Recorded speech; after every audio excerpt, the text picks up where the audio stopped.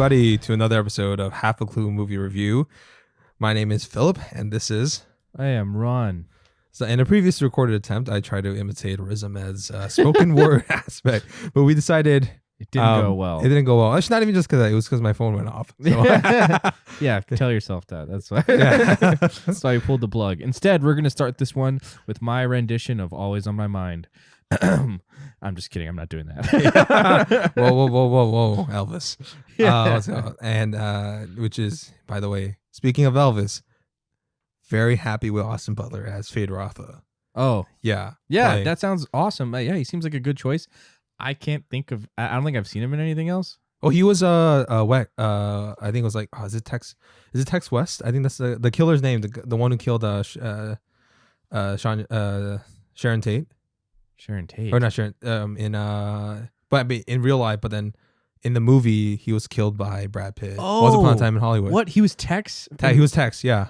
I did not recognize him at all. No, he just kind of just disappears. Oh, sweet. And he's gonna play Elvis. I think we watched. I saw the trailer for Elvis. Honestly, not impressed. I'm sorry. Really? I'm not really that big of a Baz Luhrmann fan. You didn't like Moulin Rouge? Yeah. By the way, for anyone who hasn't heard, it was an from Ron. What's it called? You didn't like Moulin Rouge? Okay. I mean, that's fair. Honestly, I didn't think that'd be your type of movie. I think people, I feel like Romeo and Juliet is a good example. It's like people who either like they really dig that movie and they have fond memories of it, or you don't.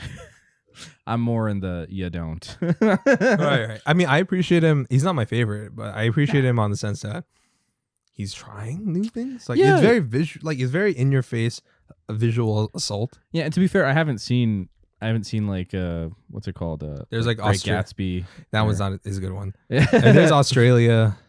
Australia, which is crazy. That's like $120 million drama. Yeah, I didn't watch that one either. Yeah, but I was. But you seen Moulin Rouge though, right? Yeah. Yeah. Ewan McGregor. Yeah, you didn't like that one? Yeah, I mean, it's good. It's good. It's visually very.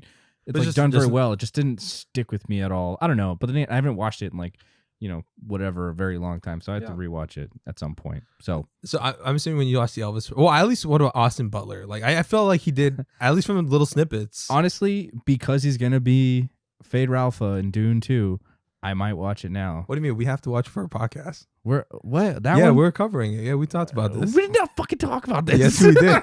We did not talk about we this. established in our lore, Ron has bad memory. No, it's Philip remembers things that didn't happen. No, I remember things like almost too well. Dude, we did not talk about that. Whatever. It's on our schedule. I don't look at the schedule. Just daggers to the heart. You want to partake? Okay, all right, whatever. The point is, now I'll probably watch it, in earnest. without obligations for a job. Yeah, because, I want to see this guy because I want a good Fade Rautha, so we'll see. Yeah. So this all ties somehow back to, which is one of the songs. It doesn't. Always on my mind, right? That's This is one of the shorts. Elvis. All right. So on this episode, we're going to cover the Oscar live action shorts. For this year, the 5 nominees are The Long Goodbye, Alakachuutakeandrun, The Dress, Pleasehold, and On My Mind, which is our reference to the Elvis thing. Yeah. Yeah. It's a thing. Yeah. And then we are going to go in order of the Gold Derby ranking.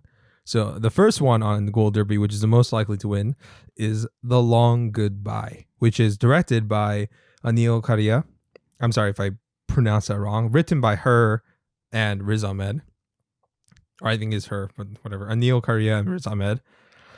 And it's about it's a short from the UK, and it's about I think like not necessarily post-apocalyptic in the United Kingdom, but just like a near future United Kingdom. A terrifying world. Yeah. Say at the very least. Where bigotry and institutional racism and stuff like that has really run rampant to the point where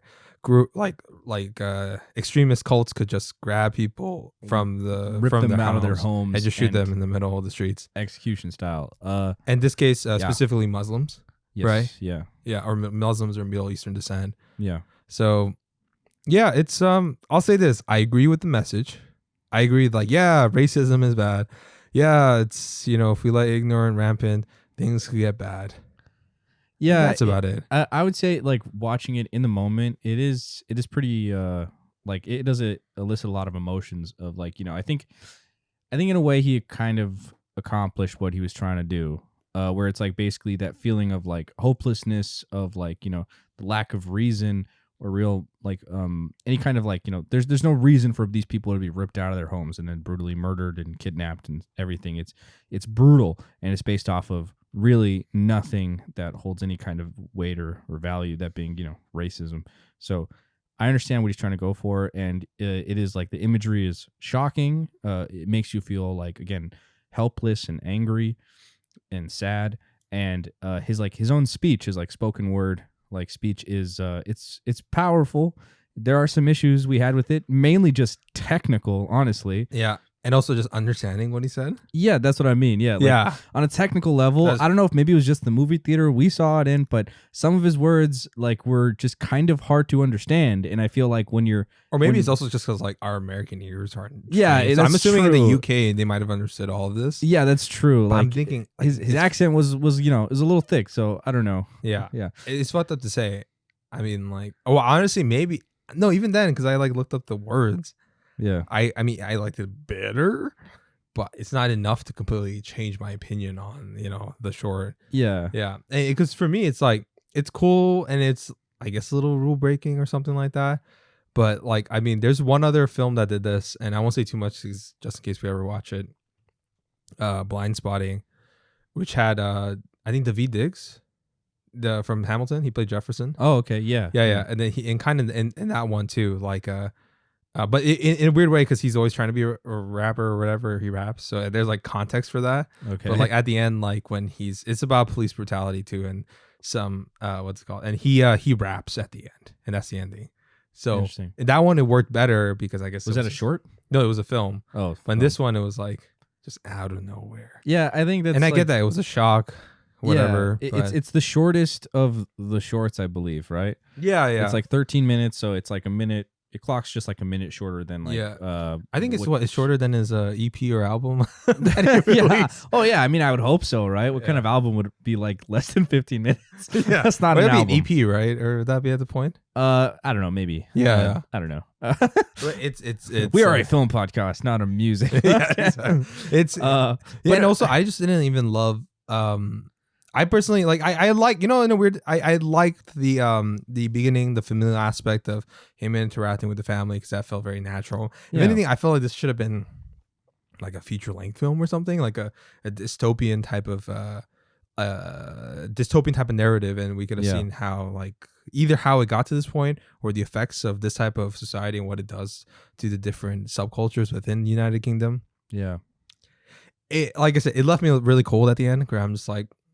I didn't feel emotionally tugged at all, and I felt like it was a little ham-fisted and heavy-handed, the messages. I get it. Yes, racism, institutional racism, ignorance, that's bad, but it is bad. Yes. Yeah, it's bad, but it's just like in this one it felt like it was holding my hand on like how like how heavy-handed it was told. Yeah. And also I didn't love the shooting style too. Oh yeah, and at the end he's also like he's literally kind of just speaking spelling it out for you exactly what's happening. And yeah, I think that was my main issue with it. Like and again, that's the point. It's supposed to be in your face. Yeah, I did like it. Yeah, it's like, again, there was a part of me that did respect it in the sense that it is just like, boom, just here in your face. Like it feels very raw. And I understand that's what he's going for with what you're going to say next. Like I'm assuming what you're saying next, the handheld camera and everything. But it was really hit or miss. And by the end, it was like pretty miss with like the handheld nature. Yeah. Where I was like, dude, sometimes like these subjects weren't even on the fucking camera. Yeah, it was just like super jerky, and it just kind of made it hard to watch, but for the wrong reasons. Yeah, at least with Paul Greengrass, who does handheld, he always keeps things center frame. Yeah, this doesn't. Well, what is the center of the frame? It's like it's hard for me to I don't know. I don't like to just be like, oh well, this is what they should have done, but I feel like. But I guess fuck it, I'm just gonna do it anyways. But like, I feel like if it would have just been like even more of a steady cam at the end when they were like executing everyone, and like his actual like spoken wordness would have been like even more chilling. Right, because then it looks more purposeful as a choice. Yeah, it looks like it looks like almost clean and unfazed, but the horrors of what you're watching on screen. but rather than like, just kind of like it's a shakiness and everything, and that makes it more intense. And it's like, I don't know. I feel like it's the most, in a weird way, it's like lazy filmmaking. It's like, how do we convey tension? How do we convey the chaotic nature of a scene? Shake the camera. Yeah. That's like super fucking uncreative in my opinion. Yeah, that's like kind of just basic film, language stuff, which is like fine at a certain level. But I don't know. But for like an Oscar nominated short, like, and for one to be I think it's lazy film. Yeah, and for the filmmaking. It can be. Like, that's what I'm saying. Like, for at a certain level, I understand, and there's even there's great uses of it throughout film, of course, even like modern filmmaking. But I think for this one at this level, what they're trying to do just felt it's like not its best effort, especially again the one that seems to be the front runner. It's like I don't know, man. It's like again as we get into these other shorts, like the other ones, we could see why. It's like it has very similar. I mean, not very similar, but like in the same heavy-handedness, it reminds me of Skins, that one like a previous live-action short, and that one was the same thing. Yeah, I don't know. Watch that one, to be fair. Yeah, I think this is your first year watching all the shorts. Yes. What's it called? How was your experience? It was pretty cool, honestly. There's a lot that I did like, and if anything, it was just fun just seeing all the different comparisons. And sometimes scratching my head a little bit, being like, this one got nominated for an Oscar. Oh, I think we'll get to that one. Yeah, I don't know, like, but then there's also some that were very impressive and cool, and like inspiring to just be like, cool.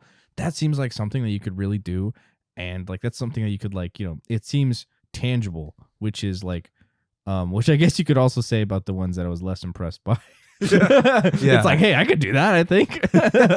But like that's just it's fascinating to see. And I'm very glad that this is like stayed like a prominent thing in the Oscars, where it's like highlighting younger up and coming filmmakers, which is why like I'm glad Riz Ahmed is doing this. But he's like such a he's a pretty big established actor now. I don't know. It's a little bit like cheating. It's cheating. A little bit of cheating. It's cheating. It is. It's cheating. Yeah. It's cheating. Yeah. Okay, let's go into the next one, Alakachuu, which is also known as Take and Run. This, I just say it straight up, this is my favorite short. I think it's like, it is, like, when I watched it at first, I was like, okay, I was kind of curious and seeing where he's going. Like, it started off, it's Alakachuu, Take and Run. It's even though it's it's from it's Switzerland, from the country of Switzerland, but the narrative takes place in Kyrgyzstan. Yeah, and it's about Sezim, who is trying to branch off from her family, get an education, and live a more modern life than the more traditionalist of her family, right? And she has her goals and ambitions. Only for that college and stuff. Yeah. Sorry, she's trying to learn how to drive a car, get a job. Yeah, basically just trying to do what most people in like modern Western and Eastern societies really like are trying to accomplish. But instead, it's all just ripped away from her. Yeah, she was taken by I think Daybreak or Darbrek. Dabrek. I think Dabrek. Yeah, Dabrek. I'm really sorry, but you're a fictional character, so yeah. kind of looks like it should be pronounced Daybreak. I know. Or Daybreak. I'm sorry. Yes. Dabrek. I think it was like Dabrek or something. He comes in and he literally seals her off the streets. Yeah, just kidnaps her right out as she's getting out of work. He wanted a coworker, but instead he took her. And it's like, oh man, it was again, this is like interesting coming right after watching The Long Goodbye, where it's like that feeling of hopelessness and like anger and frustration was just amplified like tenfold in this film. But I think it was just done so much better because you get to know these characters. Oh yeah, you got to know her for a long period of time before she's taken away. Yeah, you get to see everything that she's trying to do and like understand what her situation is, and again her aspirations and everything. And to just pretty efficiently too, within like 10 minutes or so. Yeah, done very well. This one is 38 minutes long. I think it's the longest one. It is the longest one. Yeah, it is the longest of these shorts. So it's a kind of a long short, but completely super necessary. Yeah, and some of the other shorts where I was just like, man, this feels like it's dragging. It's just a short. But no, this one I was like completely engaged riveted in time the whole time. There's always she's always like trying to, like, because there's always active motion on the character part, because she's a very active protagonist. Yeah, like what she could do, how could she escape, what she's always trying to think, like, and there's new troubles that are happening to her. There's always more misery poured on her too. Yeah, and I guess we didn't hit the biggest detail. First of all, if you haven't watched it and there's a chance that you can, go watch it. Oh, by the Yeah, way, for go all check our it out. podcasts, there's spoilers on everything. Yeah, we spoil everything. everything. Okay. I mean, this established lore in half a clue. Yes, we spoil everything. But I just want to make sure that if you're questioning whether you should or shouldn't watch them, this is the one I would highly recommend to Yeah, watch. out of all the ones, this one, and maybe the dress. Yeah. Yeah. Okay. So here's the spoilers. So obviously she gets kidnapped. We already mentioned that, but she gets forced into a marriage. Yeah, with Darbrick. Yeah, which seems to be a very prevalent thing in this culture. There's like thousands of women get kidnapped every year and forced into marriage. And that's like the big thing is the shock of especially this girl who's like trying to live a modern life and she just completely has everything torn away from her and she's just expected to just basically be like, at home just burying kids and that's pretty much it and whatever. And it's like that's fine if that's your choice, but this was most definitely not her choice. So it's it's a pretty shocking and like thing and it just makes you angry, and especially from an outsider's perspective and even from her who's like somewhat of an insider, which was the only thing I kind of questioned at one point, where I was just like, if she's like lives in society and eventually it's revealed that her mother is like okay with this and like her neighbors and whatever, it's like, should she have known about this? Should she have expected it in any kind of way or something? I'm not saying that like that doesn't mean that she shouldn't be like shocked and sad and angry as it happens, but just she seemed like she was completely baffled of what was happening. So I don't know, like it would be probably that terrifying. Thing, it's like probably that thing of like, like you hear people getting kidnapped or whatever. Yeah. But like you're like, oh, it's not gonna happen to me. But when it does, it's like absolutely terrifying. No, that's true. Yeah, that's true. That's fair. Because it's like I've never been robbed at gunpoint, but I know it happens. Well, I'm not gonna get into that. What's it called? But yeah, if it had happened to me, I'd be like, oh, it's not. No, fun. not it's me. not fun. It's kind of a crazy thing too. It's like, and when I saw it, like I looked into, and after watching the short, I like did more research into like the practice and stuff like that and how widespread it is and some of the things that they do that, it is oddly enough, like, how they, what's it called? Dabrick's family or they went to Sazim's family and brought her in and she thought she was going to get rescued. Yeah. Right? No shit. I would think that too. Yeah. But like, yeah, I'm being fucking kidnapped. It's illegal. Yeah. But no, instead they were like, don't bring further shame to the family. You're gonna be part of this and stuff like that. They brought a goat. Yeah, as a gift. Like, hey, thanks which for they taking kill our later daughter. on, which is pieces of shit. Yes, again, brutal because again, it's like she's Sazim's like only friend that she makes again very efficiently. They show her she's like trying to play with the goat or trying to feed it and everything, and then later, it's like the only moment of like relief you see on her face, really, when she's like taking care of the goat. And then just like a couple scenes later, you see them slaughtering the goat right in front of her. And she's like, oh, God. And then they try to feed it to her. And she's like, she can't take it. Yeah. Which is also kind of like the breaking point for the grandma, which is interesting as well. Yeah, because she saw and then like that she would rather starve or something like that. Yeah. Yeah, and that was the thing. Like I was reading about like this practice is that's one of the things that does happen is that they actually get the bride's family involved. And to get the bride or the wife, or soon to be wife, to accept that this has happened to them, to accept that this is their reality going forward. That's just and that's like insane. The mental mind games that goes into. Like again, it's like imagine your life gets completely taken away from you, and then your friends or your family, the people you would expect and trust the most to sympathize with your situation, or at least kind of like want to help you or something, to then accept or just like basically coordinate with your kidnappers is just like that just would destroy you mentally. Like just any regular person, it's understandable why. And then it's like you don't really know what to think at that point. It's like damn, like do I just accept this or something or what or not? But thankfully she doesn't, and it takes an insane amount of courage for her because every chance that she seems to get, she tries to get away. Yeah, and it's just like, again, as the audience is watching it, you're like, go, like get in the car, get on the horse, get the hell out of there. You know what I mean? And yeah, it's like, and she gets pulled back like 3 times or twice. And she even got raped too. The thing, you're just like, yes. It's the insanity of this is like, yeah, and it's insane that they like, for the fellow females in that family, particularly on the groom side, they were like, "Oh, thank God she's a virgin." Not even about like her emotional state or something like that. No. Complete disregard for that, and the patriarchal nature of this and stuff like that. It's insane. This society, and if or anything, not this society, this practice. Yeah, and the other women are like feeding into it, like, "Don't worry, it happens. Hey, we all were kidnapped. It was sad, I know, but you'll get over it. Like, it's fine. Once you start having kids and like being a homemaker or whatever, like, you're gonna get over it. It's gonna be happy. You'll find your happiness through your kids or whatever." And it's just like, no, like that's horrible.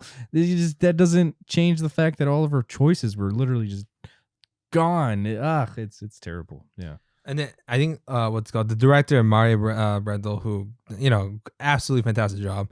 She said the reason why she did this is because that there was very lack of awareness, and most people don't know about this practice. And I didn't know about this in Kyrgyzstan either. I didn't know. Yeah. Or I mean, I knew something like this happens, but I didn't know it specifically in Kyrgyzstan. Yeah, exactly. It's like you hear about stuff like this kind of happening. It's like vaguely, somewhere in the world. And fuck, I don't know. I guess we're just not enlightened. But I'm glad that there's a film like this that exists that shines a light on that problem.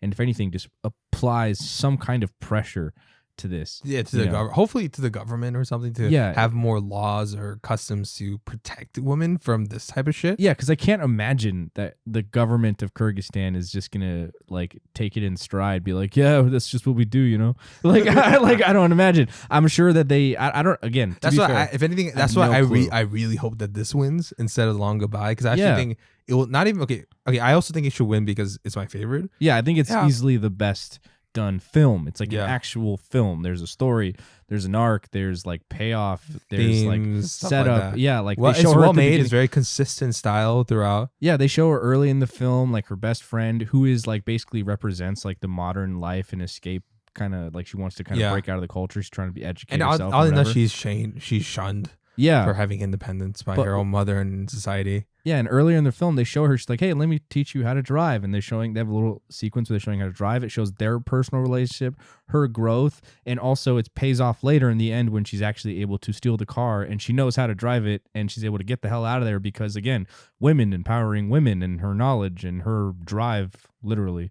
I'm like, thank God. I'm like, yes. And it's like, again, super satisfying. That's like, it's a damn good movie, Yeah, that's like I think all I can say. Yeah, it's okay, and that's it's my favorite. Besides, I do hope it wins because also it's my least favorite. I'm just kidding. But I also think I hope that it highlights and it gives more notice to this attention. Yes. I feel like the publicity from this winning, will definitely do a lot. Is very impactful. But this Netflix, please buy this, spread this everywhere, or HBO. I know HBO Max, which is gonna be. I think it's gonna be the next one we talk. Or no, the couple after. But they bought a Pleasehold, right? Oh, yeah. Wow. So good for them. Good for them. Congratulations. Just like spread this. Yeah. All right. So please, alakachuu. I want this to be on somewhere where everyone can see and stuff like that. I also want for you guys to get your money back and whatever. Right. Thank you guys. I'm gonna applaud them for the alakachuu people. You guys are amazing. That was a great film, honestly. Yeah. Okay. So now moving on to The Dress, directed and written by Tadeusz Lisiak. I'm sorry if I pronounced that wrong. But you did. It's gonna keep happening. We're not gonna pronounce any name right. It's hard because like you do for some of the other ones. I would try to Denis Villeneuve. Like I looked up like pronunciation videos and you hear people say his name enough, and you hear people say it wrong enough time. Yeah, and then but this one it's like there's you guys are like I said, it's luckily young up and coming filmmakers. Or, to be fair, I don't know if he's young or they're young, but they're just up and coming, or they're just not as established as some of the like Denis Villeneuve. I mean, how many people are? So this is good. This is I really did like this short. The Dress. It's about essentially I think Joka, who suffers from. I mean, she's not suffering, but she's like she is. I think it was dwarfism, right? She suffers from dwarfism. I think that's like the medical term. She's afflicted, or she has she has dwarfism. She's a little person. Yes. Yeah.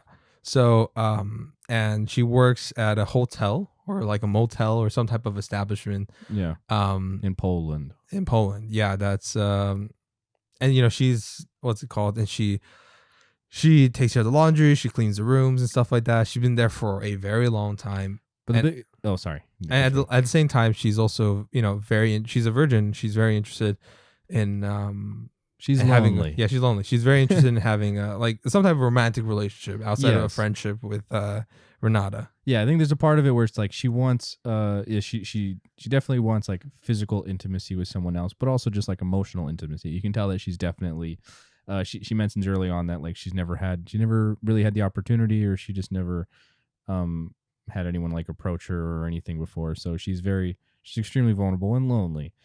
Understandable. It's tough, out there.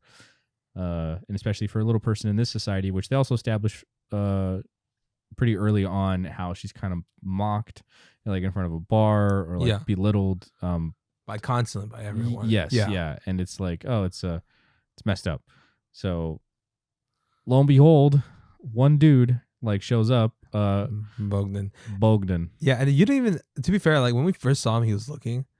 Yeah. Like, you're like, is he looking at her because he's interested, or is he looking at her because he's just like shocked or like bemused by her appearance? Yeah. Again, I'm sure it's like anyone that has to deal with like any kind of physical, like deformities or whatever, like they have to deal with people that like stare and like judge or whatever. So again, she's kind of shown early on that people will like fucking like point her out or whatever. So she's kind of like a little weary, like I don't know about this guy who's like just staring at me or whatever, but he seems to have like good intentions, especially because he goes over and talks to her, and he seems to be kind of flirting with her. And again, she's like excited, like, oh great, someone's flirting with me, that's awesome. But yeah. And then the title, The Dress, is because they have a date coming up where after he's a trucker and he's coming back, and so she's obsessed with finding a dress that would make her look sexy but respectable or something nice for this date. Yeah. And Renata goes to great lengths to get this dress for her, the right size and everything. Yeah. And it's very sweet, and if anything, they're the true relationship in this in this short film. Honestly, yeah. And then they go on a date, and then to speed it up because we're not gonna be as long as the short, but Bogdan, they have physical intimacy. It's sweet at first, the date. Yeah. But there's always kind of troubles because like she was waiting for him in front of the establishment, but he just doesn't come. Yeah, he shows up like super late or whatever. No, she doesn't even show up at all. It's just they just happen to meet each other at the bar. Oh, yeah. He just finds her at the bar. Yeah, which she goes anyway, and then he's like, "Oh, okay, hey," and then they talk, they have a drink, and then they have sex. But during the sex, it takes a dark turn because he gets real aggressive. Yeah, he rips her dress that her friend Renata made, and then he even says, "I'm like disgusted with myself." Yeah, he belittles her, like well, he uses a drug. He calls her a midget. He just like has sex with her very rough, even though she's saying she wants to stop at a certain point. So at that point, it just becomes assault. Yeah, it just shatters her like any chance. Yeah, it's very bleak ending. Extremely bleak, because then after this, that just like it's a long walk of her going home, and she's just like kind of in tears, just obviously completely broken, and then and like it ends with her like opening like one of the hotel room doors or whatever, like while she's at work, and she sees like this beautiful naked woman just laying out completely there, knowing, and she's like examining the details and stuff like that, and she's just like, and she's at this point just it hits home even further, right? Like she's never gonna look like that. No other man's gonna look at her quite like that, or at least in her eyes. Oh, maybe someday, hopefully she will. But if anything, this seems like a huge indictment on like our perception of beauty, that we always focus on the outward, outward beauty instead of inner beauty. Because she is like, there's like, like a soft nature to her, like, very like there's a very beautiful soul to that character. She has like a tough exterior, but because it's understandable, like shit, like again, the stuff that she has to put up with. But she kind of shows like she has like a a sweeter side to her. And when she's craving that intimacy and stuff. And but I think it's like it's a very negative outlook, where it's like saying like and nobody so bleak, man. Yeah, they were just like nobody will look at your inner beauty, and that's an indictment. I don't think that's. And I'm just like, in a weird way, it's probably more realistic. You know what I mean? It is. It's true. I guess so, yeah. And in a weird way, I'm like, brutal. It hit me. That ending hit me the hardest. I'll give it that. That ending hit me the hardest. The ending that made me cheer the most was alakachuu, but this one hit me the hardest. I was like, ooh. It's like at least alakachuu ended with like a happy, like at least a hopeful ending. Yeah. I don't know if I'll say it's like necessary. I mean, you're happy for her for sure, but then it's like, oh man, this is a continuing problem. Whatever. Yeah. This one's just like bleak, end. Yeah. Credits, which again is a lot like A Long Goodbye too, where it's just like, isn't this fucked up? And But it's this like, one was justified. Yeah. Like, there's all this setup and there's a lot of build up to it and everything. Again, you and it see fits with the core themes and what the director's trying to say. Yeah. But again, it's just like people love to make bleak short films, and to be fair, so have we. So I don't want to like. Yeah. We've had some pretty bleak stories that we've. But this one I think is like, what's it called? And in a weird way, like in a good way, like, I think like it's the right type of bleakness, because like it's not just bleak for the sake. It has there's some intent with what's it called, the depravity of human nature. Okay, and the next one is Please Hold. Directed by Katie Davila, written by Katie Davila and Omer Levin Mensky. Mensky. I'm sorry. I'm sorry if what's it called? Actually, we haven't announced one name right yet, so like I don't feel bad. What's it called? And congratulations on your HBO Max distribution deal. Yeah, holy cow, that's great. Honestly, congratulations, man. Like that's really great. Yeah. And by the way, you have something to say? I think like you want to say? Yes, my brother-in-law's cousin, I believe, is the person, one of the people who directed this, or is one of the people who the person who directed it, and also co-wrote it and everything. So congratulations. Yeah, Oscar nom. Great job. I mean, that's incredible. Yeah, first Oscar nom and then the HBO Max thing. That's fantastic. And I'll say this with this short. I'll say, if anything, all my praise goes towards the directing and writing and the production design. Yeah. And if any criticism I have is not within the technical part. It's more on the acting part, which we'll get into. Please Hold is about, it's like a not near future. I would say it's a futuristic society where future is now, old man. what's it called? Where a lot of things are automated, and our system, especially government systems, are operated by like mechanical automation machines. Or just automation machines, especially the justice system. That feels a lot like our society today, bro. What? We live in a society. We do live in a society. You want to reach around, Batman? Anyway. Yeah, there's always going to be a Zack Snyder reference somewhere. What's it called? For Please Hold. Yeah. So our main character, Mateo, is arrested for... But for what? For what? That he doesn't find out. He's arrested. They don't give him a reason. They lock him up, and he's there for an extended period of time. Yeah. And he's arrested by robots. Not exactly sure how long he's in there, but for a while, seems like maybe enough to get like lose his job. Like people started blocking him. People are leaving messages like, I don't care about you anymore. Seriously, everyone just turns on him like immediately, man. It's like no one's like concerned. Like, hey, no one's concerned. Not even his parents when he calls them. You think that they would call the parents and be like, yo, what's up? Yeah. It's his parents. His parents are just like, hey, what the hell, man? We've been calling you and you just haven't answered. Like, what's your problem? And he's just like, I'm in prison. They're like, you're in prison. What the fuck's wrong with you? It's just like, damn. I don't know, man. A little concern would be nice. But yeah, so then he goes to prison. He's in there for an extended period of time. And automation, he never makes contact with a single other human throughout the short. And, I mean, well, there's two calling. People. He's calling people. Yeah, he is. He's never actually physically, He's never in the same room with another human being. He's outside with like two ladies or something. Oh yeah. But that doesn't really count. Oh wait, no, they weren't even interacting, right? They just saw. No, they just saw what was happening, and they were pointing and laughing for some reason. Oh, speaking of, the biggest positive is the visual effects and even the cinematography. Really well done, and the production design it did make me feel very insulated. I believe that was a prison. Yeah. Yeah. Oh gosh. And then I saw all that aspect, especially on a short budget, really well done. And I saw they had a Kickstarter campaign and stuff, or Indiegogo or something like that, and they were able to fund this. So good for them. Yeah, that was impressive. Like that was like was that computer generated drone? CGI drones. Yeah, that's great. It looked really good. So that's awesome.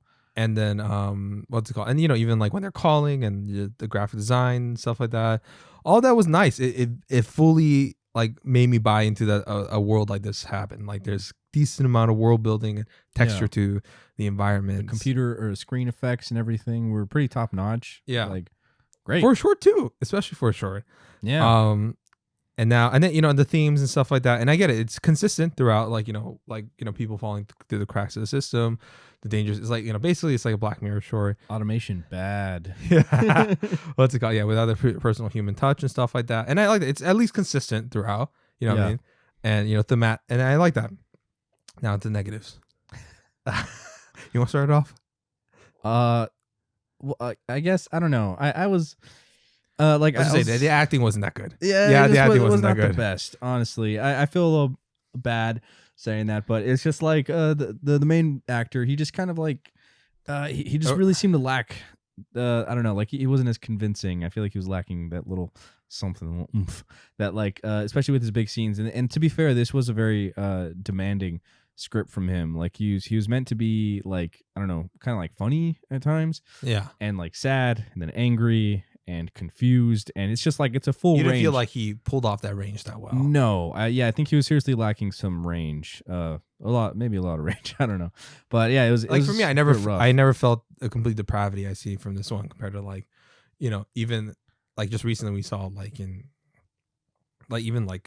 of the Dog, where when the Phil Benedict Cumberbatch character. To be fair, it's hard to compare. That's Benedict Cumberbatch. Yeah, but just to cite an example of his depravity when he loses the hide and goes crazy and stuff like that. And this one, it's I was gonna say, if anything, the short, and I don't know if it was inspired by, but it reminded me a lot of it was 10 Million Merits, that short from the episode from Black Mirror. Yeah, I know what you're talking about. Yeah. Which is one of my underrated as fuck, by the way. Absolutely, yeah. And I think it's David Okoye came Daniel from that. Kaluuya, Daniel Kaluuya, yeah.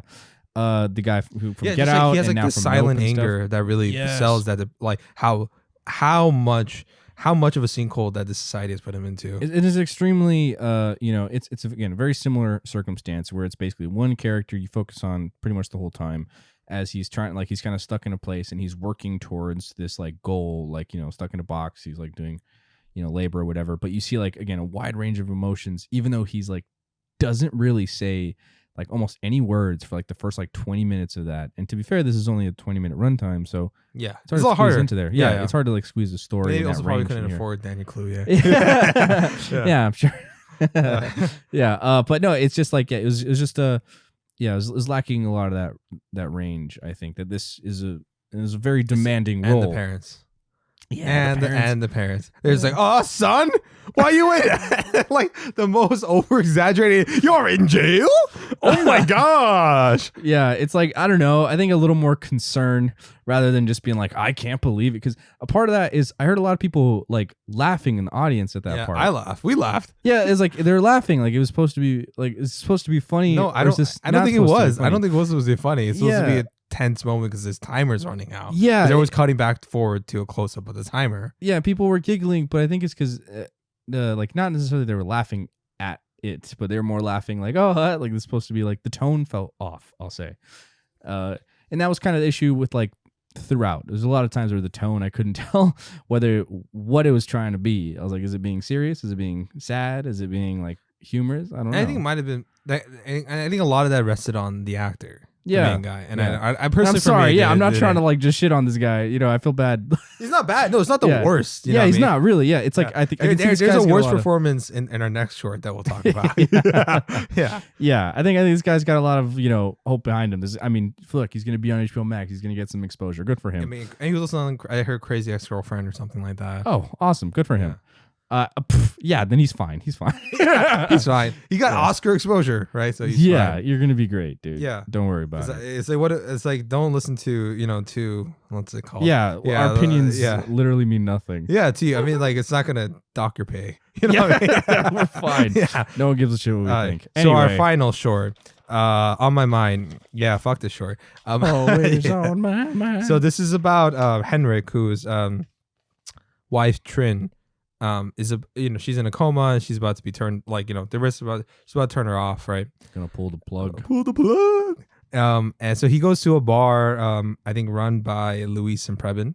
Yeah. And he wants to Luis and a dick. Yeah. I know.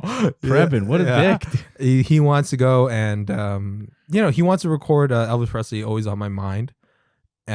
Specific, I don't know why. And Preben's fuck off. Yeah. He's get out of here. And also for Henry point, like really, there's no other place. Maybe at home. Yeah. You could record this someplace else. Yeah, but whatever. He. Oh, I'm sorry. You continue. Yeah, that's pretty much it. Yeah, that's pretty much it. He just wants to record it for his wife one last time so she can listen to it before they decide to pull the plug. And to be fair, my favorite part of the film is Henrik, in my opinion. Yes, Henrik, and he has this little sequence where he has a little speech where he talks about like breath in a glass, like breath on a cold glass.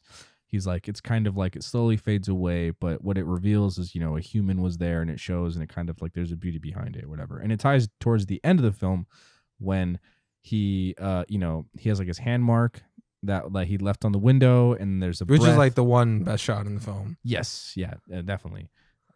Very, very impressive technically. I don't know if that was just visual effects, like, or how I don't know if that was like computer generated or like somehow practical, but it looked really good. Yeah, it was impressive. It looked good. But nothing else did. Yeah, that was like my main issue. It looked like a student short. It looked worse than in some of our shorts. Yeah, I was like watching it, and I was just like, because it was the first one that we watched. It was the most inspiring. I was looking to you. I was like, man, we could get Oscar. Yeah, I was like, dude, for real. That's like what I meant. But I was like, after watching this one, I was like, dude, we could do this. We could make it, man. We just have to get like a little more just famous actors and stuff. Yeah, it was just like it was incredibly flat looking. The lighting, the camera work, it just like there was kind of like even the shot variety was like very flat. It didn't seem very motivated. It's close up, two shot, close. Like reverse, you saw reverse. Yeah, it was like, okay. Like, this is fine, but again, for like an Oscar nominated short, it's like I feel like it should, like, I don't know. I feel like I've seen better ones at like festivals or something where I'm just like, wow, that was great. Like that's a better one for Friends. Yeah, it's like it could have been done better. Just go to Omelette, the YouTube channel. Like almost every single one of them is better than this one. Yeah, like exactly. You can get just on regular YouTube and find some like pretty jaw dropping stuff. So yeah, even not impressed. Even the fucking what's it called? My Hero Academia live action UA Academy. Oh yeah, dude. 10 times better. Look, just like like how it's like choreographed and shot and cinematography. Since that wasn't depressing as hell, dude. It's got to be super sad. Yeah. Oh, you don't think it was depressing? How like at the end he wasn't able to defeat evil inside. Yeah, no, it would have been depressing if he ended up not defeating evil and getting beat to death, and then it would have gotten nominated. What's it called? Yeah, and then but no, if anything, my favorite part is Henrik, Rasmus, and Hammerich. He was the best part. Yeah, he seemed like he tried. Yeah, he did what he could with what he had. For some reason, they kept on going back to Luis having a hard on for Henrik, which I'm like, why? Why is this part of this? Like, oh, he doesn't have to work into get in my bed. I'm like, how does this add anything to the film? Like, is it gonna be? At first, I thought, is this gonna be about like homeless attraction or something? Once they pull the plug, they start hooking up. Like he goes back to the bar, and then Preben, who is the worst performance out of all the shorts. Yeah, like it's just like he's a cartoon character. Yeah, and again, I don't know how much to like blame on the actor or just what they gave him, because basically what they gave him was just it's like Star Wars Episode 3, Revenge of Sith. Was it like George Lucas' fault or Hayden Christensen? It feels like he was the guy who actually ran the bar, and they're like, "Do you want to be in this?" And he's like, "Sure." So it's just basically his character is just like annoyed dick. Like he's just like, hey, like, can I sing this song? He's like, no, get out of here. And he's like, here's like 500 euros. And he's just like, okay. And then he like, the karaoke machine messes up, or they mess up, and then he's like, and he pulls the plug. Oh no. Literally pulls the plug. Yeah, that's foreshadowing right there. Maybe they're smarter than we think. But like, more heavy-handed. Yeah. He pulls the plug on the karaoke machine. He's like, "You're done, boy. Get out of here." And then he punches him. He punches him in the face. Just because he's like, hey, I need to talk to you. Yeah, he's like, wait, no, please. Like, he's obviously very desperate for this freaking song. He's paying you so much. You guys are empty on like an afternoon. He's the only dude. He's probably paying you more than like all the money you're gonna make this one night. Like, what's the problem here, dude? Like, just let him sing his stupid song. But it's just like, whatever. It felt like they literally were just like, we need to make this more tense somehow. It didn't. No, it was goofy. Yeah, it felt so weird and out of place at that moment. When he punched him, I was like, what the fuck? Yeah, and then he's like, wait, don't do it. And then he just punches him in the face. And then it's kind of like a moment, Like, he grabbed me. And like, really? Yeah, and it's like, okay. And then they kind of just move past it. Like, yeah, and he's like, "Oh, I'm about to pull the plug." He's like, "Oh, okay." Now I have humanity all of a sudden. Like, he didn't earn that humanity. He just like, if anything, I would have been more. It's it would have been more consistent. He was like, "I don't give a fuck." Yeah, he's like, "Get out of here! Go record it at home. You have a Spotify. It's some iTunes, whatever." Which is another thing is also like, does you really have to record at this bar? Yeah, it's like why? Like, I don't know, whatever. Yeah, so definitely the weakest. Oh yeah. One of the shortest, thankfully. Yeah. So it's, gosh, this one. They give me hope though. I was like, damn, we could do it. Yeah, and to be fair, it was the Clerks of short films. Our short film will probably be depressing anyway. So yeah. Well, I mean, there's actually never mind. All my ones are depressing. Yeah, everything we've written has been depressing. Yeah. What's it called? Once we have comedic people, maybe it could be happy. Yeah, for real. Anyway. Okay, so let's go into rankings of the short. Okay, first let's say, what was the best directed short? In my opinion, I think best directed. I think it was. It's hard to say for me. I think Mario Brendel for Alakachuu, which is also my favorite. A close. Yeah. And then best performance. You give yours first. Yeah, I'm gonna say Alina Turdumana Mamatova as Sezim, right? Sezim in Take and Run. It was just like, it was a great performance, and again, there was a lot for her to do. Yeah. So talk about again a wide array of emotions and everything she has to perform in that film. And it's just being in emotional distress for like the entire time, essentially, or at least like the last like 20 minutes. So yeah, I think she just really stole it for me. I think she just crushed it. I hope she gets more work in the future. I don't know if she's like established or not in Kyrgyzstan or Switzerland, but I really hope that I hope she knows how to speak English and maybe could even work in Hollywood and stuff. Yeah. Honestly, yeah, I would love to see her do more. Great for her. So yeah, I think for me, she really crushed it. I enjoyed her performance a lot, and Maria Brendel in terms of like directing and writing. Again, great to get performances out of all of the actors because across the board, again, even from the grandmother to like the other like wives, everything they all did such a great job. Where like he tries, like that actor instills some humanity in such a piece of shit character. Yeah, it's like he kind of almost tries to explain his perspective on this. Yeah, he has his own societal pressures. Yeah, exactly. He has like a point where he's like, listen, like I only kidnapped you because your coworker wasn't there. They had the wedding settled.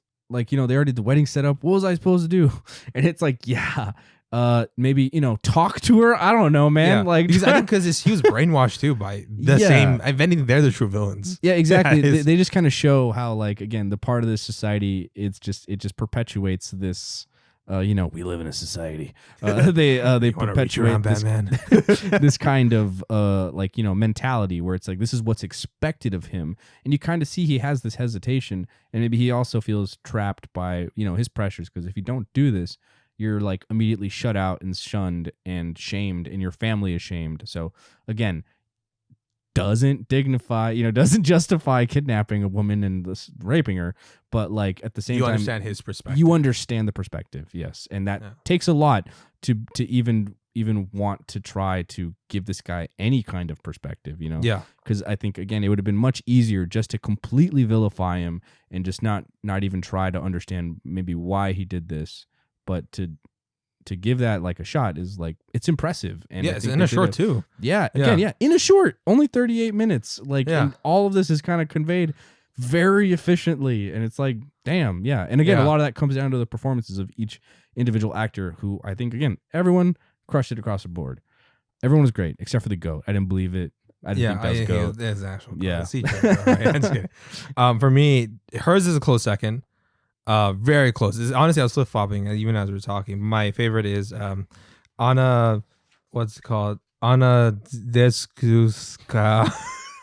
I'm sorry. We're not laughing at your name. Okay? No, we're laughing at our pronunciation. Yeah, we're bad. As Julka or Julka and the dress, the main character in Dress. Yes, which I think she also did a great. I'm assuming that's your close second or something. Yeah, that was up there for sure. I think her and like Riz Ahmed.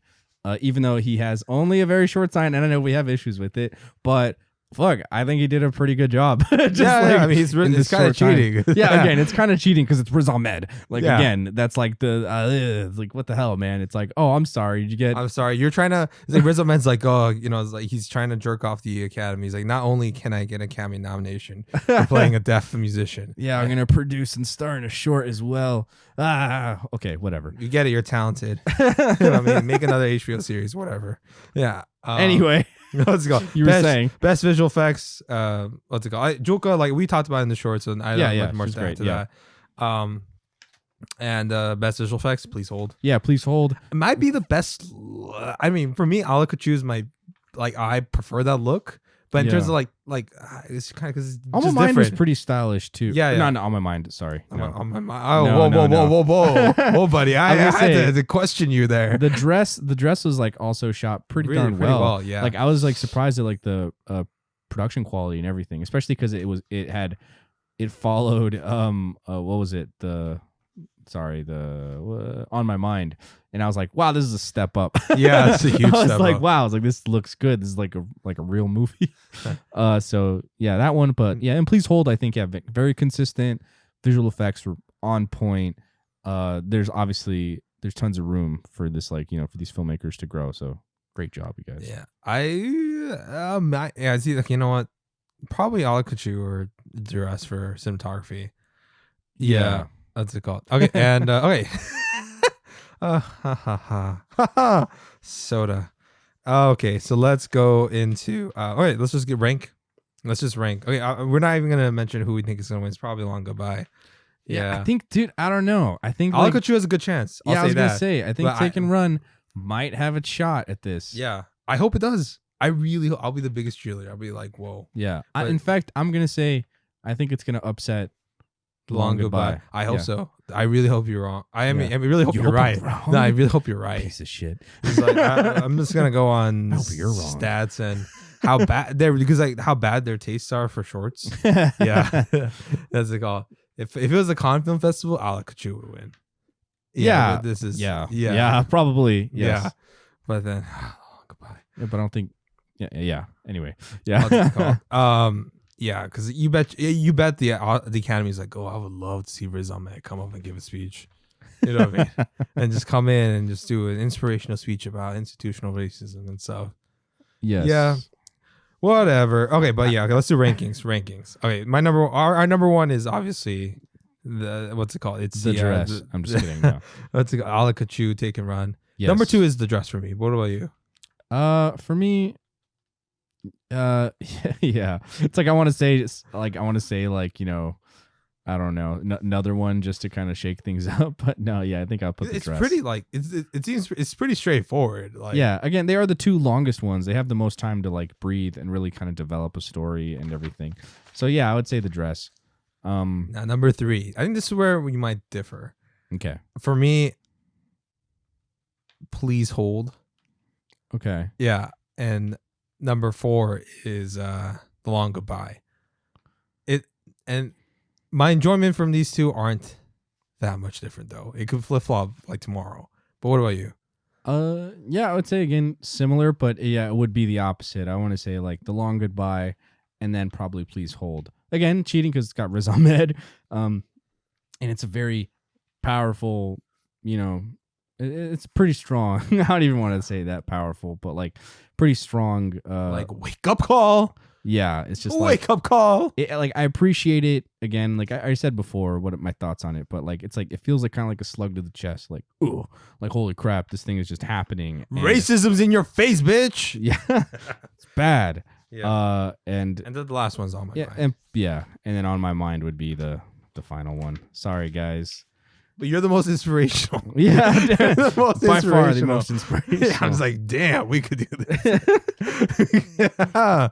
What's it called? Yeah, I look at Please Hold and I'm just like, I can't do that. Yeah. Not yet.